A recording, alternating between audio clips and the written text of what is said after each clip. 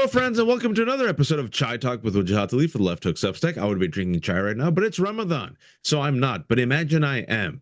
And as you know, I invite a subject matter expert who's far smarter than me to break down one big question in 30 minutes or less. And today I have a repeat guest, Elie Mystal. Yes, once he hits 5 Timers Club, I'll give him a mug or a jacket. Elie Mystal is justice correspondent for The Nation. You've seen him all over cable news, but most importantly, he's out with a new book, which will be a bestseller. Bad Law. 10 popular laws that are ruining America. It's pithy, it's smart, it's funny, it's to the point, and it talks about how these 10 laws, oftentimes forged from stupidity, greed, and white supremacy, are helping destroy this country. And so I want to ask him, in order to promote the book, but also it's very topical, how are these 10 laws forged by white supremacy and greed destroying America, and why are they still so popular? Elie, welcome. Waj, thank you so much for having me. Have an easy fast. Thank you. I see your Mario and Yoshi Lego Thank you. behind you, and I am very jealous, as are my children. And you know what? You Yeah, could crank it and it moves up and down. yeah, I know. Like, Uh, honestly, we saw that at the Lego store, and I was like, that's what he's talking about. yeah. It's spring break, so we're very kid focused here Even these if it wasn't days. spring break, he would still be impressed by the Mario and Yoshi, but he has to pretend to be an adult, folks, for the rest of you. Because I got a new book out, right? Like a serious person book, right? With a jacket, you have a jacket and a collared shirt. I'm trying real hard, right? And the reason, look, and to jokes aside, the reason why I'm trying really hard is because I really think that people should read the book. My kind of thought process right now is that somebody's got to start writing Project 2029, and it ain't gonna be Chuck Schumer. So let's It's go. Let's talk it's about. it's a very good point. And you know what? I'm glad you mentioned that because everyone's been asking, well, wait a second, where's the Democrats' Project 2025? And still nothing. No Project 2026, Elie. No Project 2029. No And the project. Chuck Schumer, before you get into it, but for those who haven't been following, Chuck Schumer is doing the Carville, James Carville strategy of playing possum and playing dead. And as a result of that, the lowest favorability rating of Democrats since they started keeping ratings in 1992. Right? Like he's waiting for this Republican Party to self-implode. And while that might happen, that's certainly not a strategy, right? And I like to remind people that, the Republicans started the Heritage Foundation and Stephen Miller, they started writing Project 2025 in 2021. Right after they finished writing Project 2020, which was the first attempt at this, right? So having an actual agenda, having actual plans kind of going in to an administration is, I think we're seeing, fairly critical, right? You don't want to start the administration flat-footed. You want to start with the plan. And so even though perhaps right now some of the ideas and some of the laws that I talk about in this book are intractable in terms of repealing right now, these are things that Democrats can get behind. And if we ever are allowed to have power again, maybe we could actually do some of these things. But that kind of leads into your first question. The idea, the scoping mechanism behind the book was to take which laws are A, popular, and B, doing great harm. Mm. Right? And I think that when we talk about scoping here, there are tons of really stupid laws in this country, and I have not read them all. Right? I've got other things that I need to do with my life, right? However, the way that I scoped the book was to really think through which laws can we just be rid of, right? Mm. Laws that don't need to be reformed or massaged or updated for the modern age. Laws that were bad at the time they were passed, that are bad now and are still functioning as intended to hurt many people, right? Mm. And so one of the obvious ones, when I think it's the second chapter of the book, is the 1921 Immigration and Nationality Act, right? For your listeners playing along at home, I'm sure they've heard in the past weeks the the legal process behind the abduction and kidnapping of Mahmoud Khalil. Yep. Right. And they understand that according to the law, Marco Rubio, the Secretary of State, is allowed to revoke Khalil's green card on his say so. Well, folks, where does that come from? And that little provision that Rubio is using right now to illegally and I believe unconstitutionally hold Khalil in Louisiana, that's from the 1921 Immigration Nationality Act, which I Yep. write about in my book. Right now, that law was based on Nazi eugenicist theory, and again, that is not me being hyperbolic. An actual Nazi eugenicist was the science that they relied on in Congress when they were passing the law. This eugenicist, his name is Harry Laughlin, sorry. um, this guy gave testimony in front of Congress in support of the law. It was all about, the Immigration and Nationality Act was all about preventing the quote mongrelization of the white race by the lesser races on the That's globe, us. right? That they're talking about us, right? They're not talking about Canadians when they're making that law, and that is the law that's still in place today. This guy later went on Wow. to get a medal from the University of Heidelberg in 1938, just to tell you a little bit more about him, right?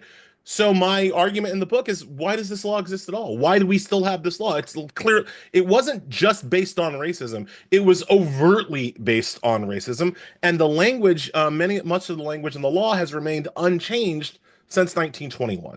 So again, And from and a and, project, and and the Alien Enemies Act has been used three times since 1798. I mean, they're going deep, and that law that you mentioned, in a way, the 1965 Immigration Nationality Act then removed the national origins as a criteria to block folks. But like the fact that they could still deep in the soil and pull it out.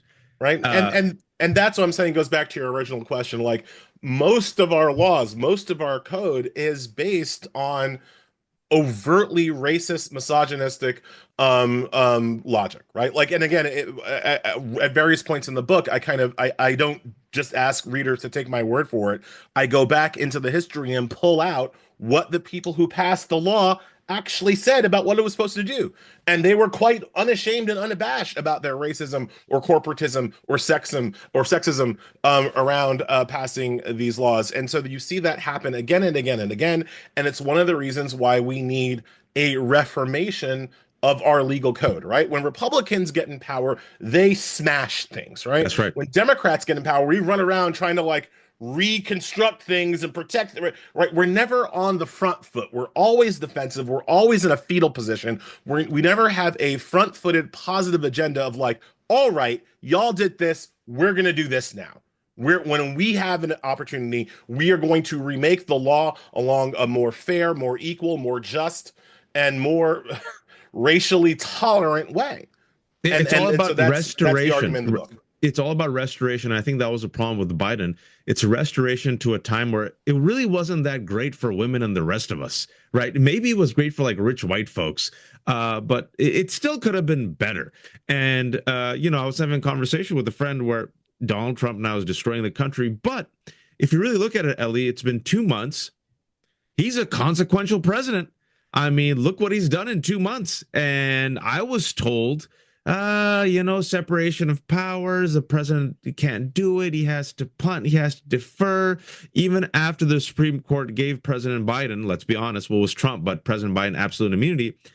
Ellie, he still had several months where he could flex before giving power back to Trump, right?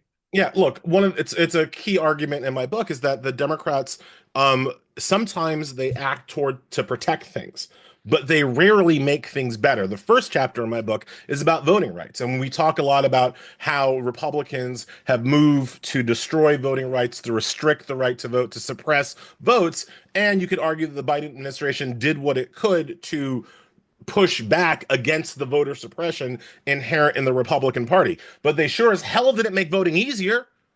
There were tons of things the Biden administration could have done to make things easier, and they didn't do it, right? So, like, look, the subtext of the book is 10 popular laws, right? And one of the, again, scoping mechanisms is that every law that I talk about in the book was passed with broad bipartisan support. Mm, bipartisan support. Now, Waj, you know me. When I see a bad law, my process, I don't think I'm speaking out of school here. My process is bring me the Republicans. right. Show me the evil mustache twirling Republican behind everything that I hate in this country. And you know what? In this book, every single time there is a mustache twirling Republican behind it all, right? It always goes back to Robert Bork or the NRA or the Fellow Society. There's always or Reagan. There's always a mustache twirling Republican behind every bad law. But the ones in this book don't just have the mustache twirling Republican, they also have Democratic co-sponsors, right? Mm. So I have a lot of smoke in the book for Chuck Schumer, Joe Biden, Joe Lieberman, Al Gore. The cadre of neoliberals that brought us to this place were often working in cahoots with Republicans like Reagan or Bork or whoever to bring some of the worst laws we have on the books into fruition.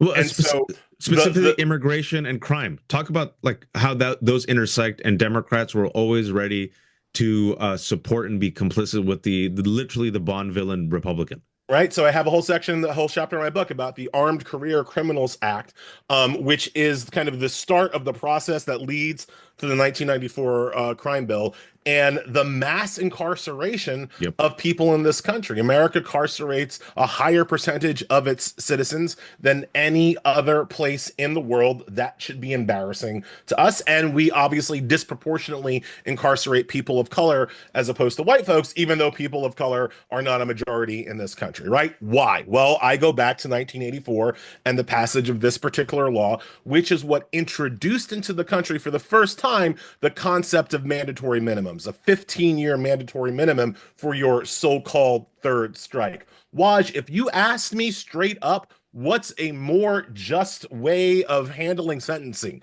Mm. The mandatory minimums or trial by combat? I'm going to go with trial by combat. At least that's fair. At least that's not racially biased. At least you might be able to, like, You have a fight your chance. way You have fight a your way shot. out of the system. You can't fight your way out of the system with a 15-year mandatory minimum, which grossly over punishes what is usually small, low-level crimes and is based just on faulty science, right? The science behind the 15 years was not a figure they pulled out of their ass, right? 15 years, scientifically speaking, we know that most people commit most of their crimes between the ages of 20 and 35. So the idea behind 15 years was to, quote, incapacitate a career criminal for their 15 prime crime committing years. The problem is that by the time you get your third strike, you're usually not at the beginning of your criminal career, unless you're a really bad criminal. Mm. You're at the end of your criminal career. So what we're having is the over incarceration of people who we know scientifically are about to age out of crime, right? Putting a 35-year-old man in jail for 45 years, right at the point where he's about to be like on his stoop, being like, the kids these days don't know how to commit crime, right? Like that's who we're putting in jail for 15 years, not the actual 20-year-old career criminal who is just starting out, right? So just the entire science behind mandatory minimums is wrong, is provably wrong, and has led to some of the most unjust mass incarceration that we've ever seen in this earth. No, and you said unjust. I was going to stress the cruelty of it all, because you and I are old enough to remember that when this went into when this was implemented, you had people serving life sentences for stealing Blockbuster videos. Blockbuster Children, it was a video chain back in the day. We used to have to like go there and like rent movies and rewind. But the cruelty of it, and it goes back to the overarching theme that you also mentioned in your book, is many of these laws that were crafted, the two ingredients have always been greed and racism. And we've seen now, I mean, and just to connect it to present times, how Democrats, I'm sorry to say, are complicit. Lincoln Riley Act. Mm. I talk about the precursor to the Lincoln Riley Act, the Kate Stelene Act, which is what Ted Cruz was pushing before Lincoln Riley was tragically murdered. And one of the points of that law is to do what? Is to over incarcerate people who have illegally re-entered the country, right? And I do a lot to try to explain that incarcerating people for coming to the country again and again and again and again There's no evidence that that stops them from trying to come to the country again and again and again and again. Mm, One of the reasons why people keep trying to come to this country is because we have all the money. that's right. Because we spent all of our time sucking up the world's resources and calling it onto ourselves. It only makes sense that people would come here to try to get some of their cash back because we took it from everywhere else. You cannot stop the immigration problem if you think it's a problem, and I personally don't. I'll go full on open borders. I think everybody, we have enough space. Let's put it like that. We have more than enough space for everybody who wants to come here to come here. And But also, I understand especially that's in the going to red be states and the red counties where they're obsessed with declining birth rate populations, the only group that is helping, number one, the population, and number two, the economy are immigrants. immigrants. We get the Please job continue. done, right? Like this is again, the science is in on this. But again, I'm going to understand that for open borders, that's going to be too far for some people, not for me. But the point is that there has been the only way that you really stop the flood of immigrants into this country is to make this country so crappy that nobody wants to come here. And I understand that that's actually the Republican plan. They're trying very, very hard to make this country so gross that, there's literal travel advisories right now in Britain and France warning people about tourism even in Mm. America because of our fascist dictator, because of Germany, the fascist UK. dictator ruling us. But like short of making the country so bad that people don't want to come and actually people who live here want to get out, you're not stopping the immigration problem No. with more incarceration. That's never gonna be the right answer. And there's two others. I want to tease out the book, and I hope people we've done a good job. You're a great salesman for your own book. People should always read you. But you talk about it's all about violence, right? Keeping down. It's all about saving the kids and protecting the neighborhood and national security. So we got to crack down on the blacks and the browns and the invaders and the Venezuelans. But the one thing they don't crack down on is gun violence. Nope. And the number one killer of kids is not trans swimmers, it is guns. And you talk about how Democrats with Republicans have gone on to protect guns and make guns great again and give guns more rights than actual people who are shredded by guns. Open borders with no guns would be a much safer place than closed borders and all the guns in the world, right? Four Like the hundred difference, million guns in this country. right? It's the difference between living in a safe place and living in a Snake Plissken escape from New York type of situation, Excellent right? reference. Thank you, sir. The the law that I talk about in the book is called the Protect Lawful Commerce in Arms Act. It is the law passed in the 2000s that gives gun manufacturers a liability shield when their products are used to cause violence or death or harm, and it is a liability shield that no other industry has, right? So if I buy a car, a real car, not your kind of fantastic your fantasy Batmobile Teflon car that is the Cybertruck. If I buy a real car and I really drive it into a crowd of protesters, right? I am a terrorist. I would be taken to jail, right? However, if the car maker marketed the car as great for taking down protesters, the perfect automobile for plowing through a bunch of Black Lives Matter protesters. If that was how that car was marketed, the victims of that terrorist assault would be able to sue the automaker for deceptive business practices, false advertising, whatever you want. They would be able to go after the automaker, which tried to promote its car as a good vehicle for terrorism. If the gun manufacturer does the same thing, buy this AR-15, great for shooting a bunch of black people in church, you can't sue the gun manufacturer. And you can't sue the gun manufacturer because of this law, the PLCAA. Folks, before this law was passed, we were winning in court against the gun lobby, forcing them to produce safer products, literally produce locks on their guns and other safety measures. We were forcing them to do better tracking so we could track whether or not their guns were being used in crimes. And we were forcing them to take entire categories of weapons off the market. And that's when the NRA talked to the Republicans and got the PLCAA with the help of some Democrats, including Bernie Sanders, who voted for the thing. Now, later, Bernie would be like, that was a terrible vote. And I'm like, yeah, it was. But But this there are a is, lot of again, guns in his states. A lot of guns in his these states. these are popular laws. Democrats joined Republicans to pass this law, and when it was passed, Wayne LaPierre, then head of the NRA, said that it was the most important Second Amendment piece of legislation in his lifetime. That's how bad the law is that Wayne LaPierre thought it was great. Right. So And again, this law is still there. Bernie Sanders voted for it. Now he's against it. That's great, Bernie, but the law is still on the books. We haven't actually repealed the law. In fact, when we talk about gun violence, besides the Republicans who say thoughts and prayers and whatever, you'll get Democrats talking about like an assault weapons ban or something like that. When I'm telling you right now, you take the liability shield away from these merchants of death, and I promise you, their products become safer tomorrow just from the threat of litigation. And we know that works as it happens to every other industry. Why, when you are playing Legos with your kids, do you know that you're playing with Legos and not broken shards of glass? Well, because if you were getting broken shards of glass in your Lego set, you'd sue Mattel that's right. for, millions of dollars. The Mattel has a financial incentive to make sure your Legos cannot be used as deadly weapons. The same was happening to Smith and Wesson until this Republican NRA law was passed. And also, this is why Elon Musk is gutting all regulatory agencies and removing inspectors generals and punishing those people who tried to hold him liable, such as the former FAA chief that last year, actually 6 months ago, gave SpaceX a safety violation.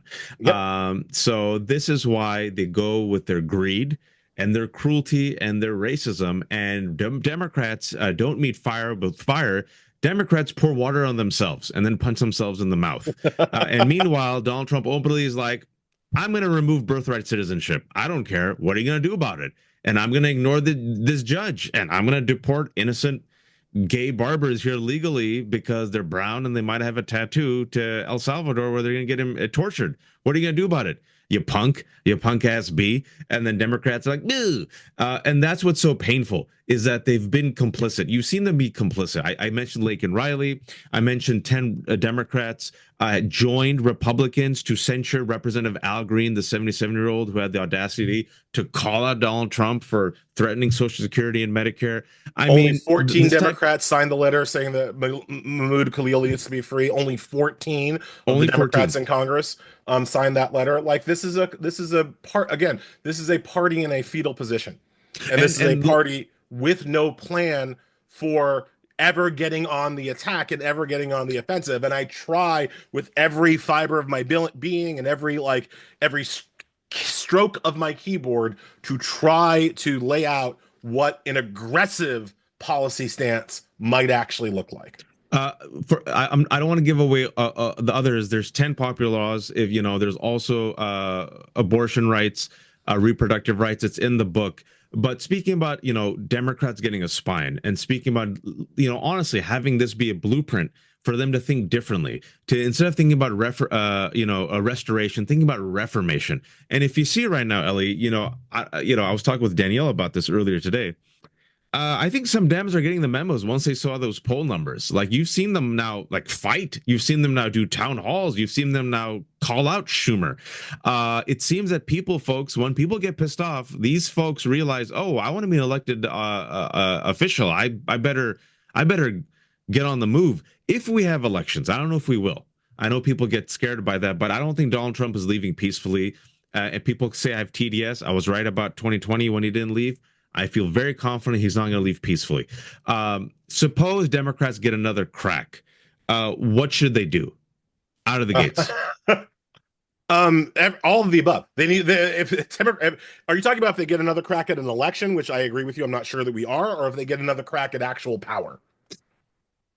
Power. Suppose House or Senate, both, presidency, one of the three.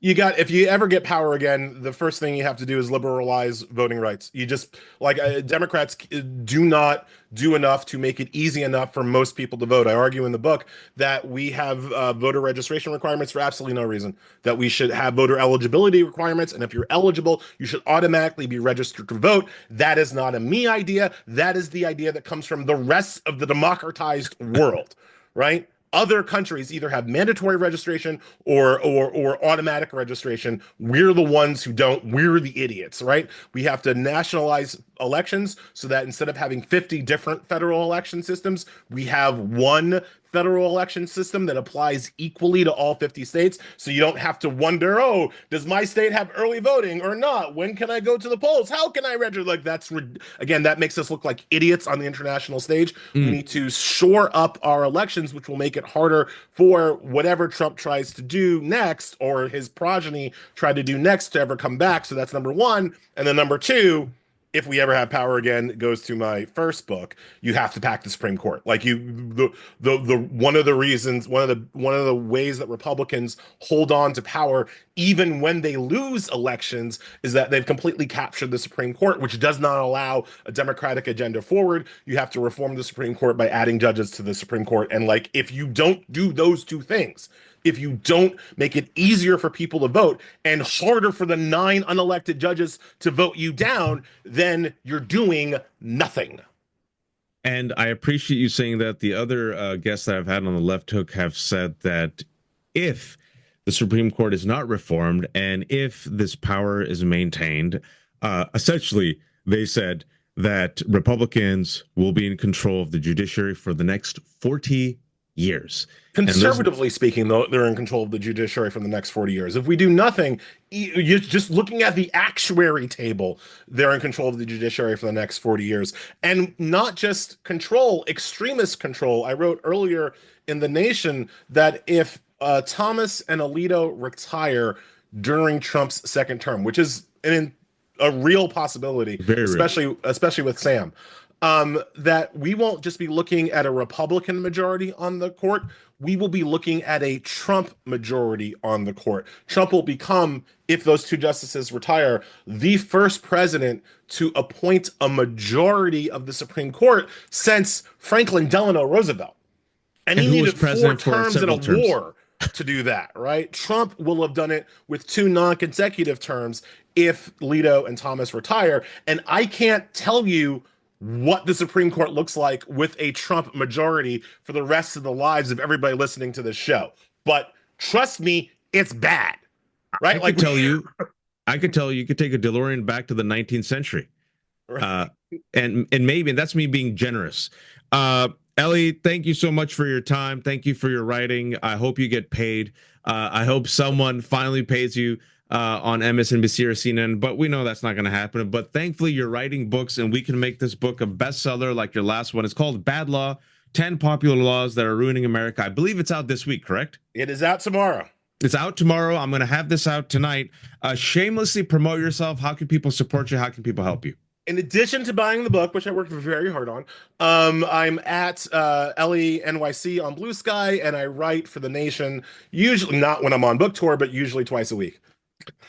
Thank you all for watching another episode of Chai Talk with Wajahat for the Left Hook Substack. Folks, we have over 50,000 subscribers to the Left Hook. Everything is for free, no paywalls, but I've lowered even the monthly price. I've given a 20% discount this month in honor of the fact that, 50,000 readers. So it's all free. But for those people who want to help me, it was $5 a month. Now it's $3.99. Might be the cheapest Substack around. I'm a terrible capitalist, Elie. My father just cries. Love you. But you know what? I feel like information like this is important. I don't think it should be hidden behind a paywall. I think people should listen to brilliant people like you. So if you can, be a subscriber. But if you need to save a little bit of money, buy the book instead. Hopefully I'll be fine. Until next time, please take care of yourself, be kind, and please, oh please, don't be a fascist. Take care.